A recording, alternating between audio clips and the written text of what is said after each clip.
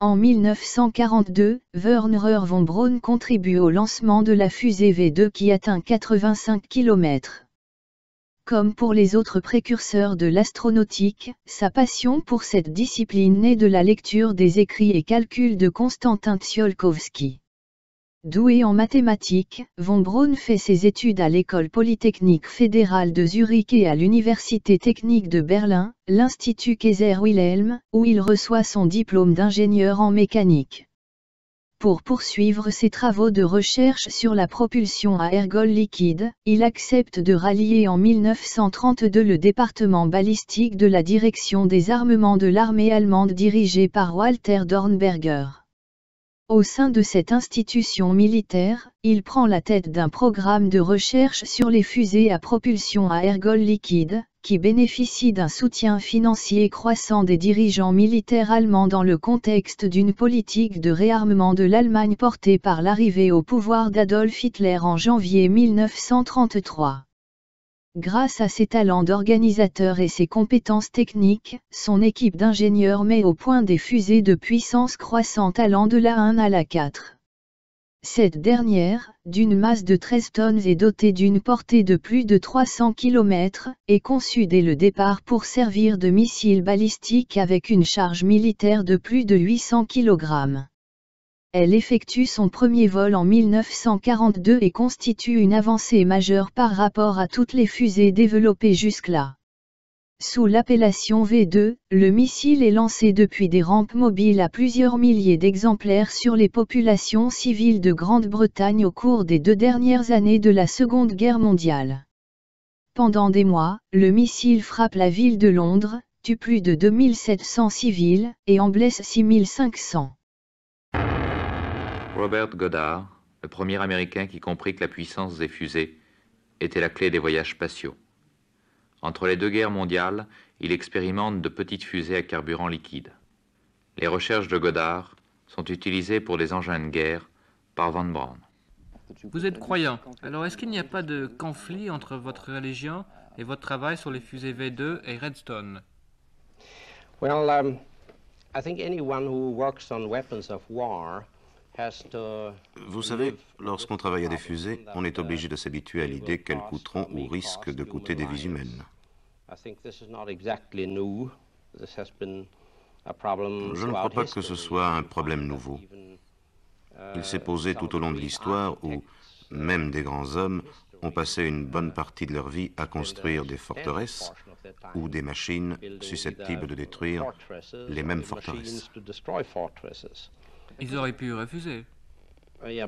Certes, mais la plupart ne l'ont pas fait. Lorsque leur pays était en guerre, ils n'avaient pas beaucoup le choix. On peut quand même faire une distinction entre les fusées de la NASA et les engins de guerre. Oui, mais c'est la fusée Redstone qui a lancé Al Shepard, le premier astronaute américain. C'est elle également qui a servi de premier étage à la fusée porteuse du satellite américain Explorer numéro 1. À l'heure actuelle, il n'y aurait pas de vols spatiaux si au départ, on n'avait pas utilisé le matériel militaire. En fait, les fusées Saturne constituent la première génération de fusées exclusivement utilisées pour l'exploration pacifique de l'espace. La production en série des toutes premières fusées de l'histoire, à partir de 1943, donna naissance au dernier grand camp de concentration nazi, Mittelbau-Dora. Les missiles étaient fabriqués par les prisonniers du camp de concentration de Dora, dans le centre du pays, dans des conditions inhumaines. Von Braun lui-même a adhéré au parti nazi en 1937, et avait reçu des galons d'officier SS. Une tâche morale défendue comme un geste forcé et opportuniste. Mais par contre, j'ai la conviction profonde qu'à la question posée de savoir s'il était informé des conditions effroyables d'emploi de la main-d'œuvre des camps de concentration, je réponds par un oui formel. Vous pouvez même dire, si vous voulez, que j'appuierai cette réponse sur plusieurs considérations. La première, c'est qu'il y avait les bureaux d'études de von Braun à Peenemünde et puis à Dora, dans un hall qui est le hall 42, je crois, un encorbellement sur la surface bétonnée du hall. Je dirais en second lieu qu'à l'occasion de visites de personnes importantes, par exemple, en 1942, je crois en juin, à Peenemünde, les 3 chefs d'état-major, le Feldmarschall von Milch ont été invités à une visite. Il n'est pas concevable qu'ils n'aient pas formellement de leur côté. En décembre 1943, une nouvelle visite encore, cette fois-ci de Speer, Albert Speer, qui raconte dans cet ouvrage Au cœur du Troisième Reich combien cette visite lui a été pénible. Elle a même été tellement pénible qu'il a fallu mettre ensuite au repos ses collaborateurs trop éprouvés par ce qu'ils avaient vu. Ça? François Le Lyonnais, sur cette... Mais j'irai plus vous loin voulez apporter un que... témoignage? J'irai plus loin que le général Lacotte. Werner von Braun non seulement venait à Dora, mais il venait assister à des pendaisons collectives. On nous pendait en musique, à 5 ou à 10 en même temps, avec un gros manche à balai dans la bouche, pour nous empêcher de crier, je pense. Et il désignait certaines pendaisons dans certains cas, des pendaisons bien méritées quand il y avait sabotage, bien entendu. Il paraît aussi, ça je n'ai pas pu le vérifier, qu'il a assisté à des tortures. Comment pouvait-on le savoir dans ce cas-là? Quand les torturés ne mouraient pas, quand ils revenaient quand même de la torture, et alors qu'ils pouvaient nous dire, effectivement, nous apporter tel ou tel témoignage. De sorte que quand vous nous avez dit tout à l'heure qu'il envoyait une lettre d'excuse basée sur un calendrier très chargé, je ne sais pas s'il ne souhaitait pas... C'est le Oui. texte même de la Oui, lettre. oui. Je ne sais pas s'il ne préférait pas simplement se trouver en face de déportés de Dora. Après la défaite allemande, dans le cadre de l'opération Paperclip, Werner von Braun et les principaux ingénieurs ayant participé au projet V2 sont récupérés par les forces américaines. Von Braun est placé à la tête d'une équipe constituée principalement d'ingénieurs allemands.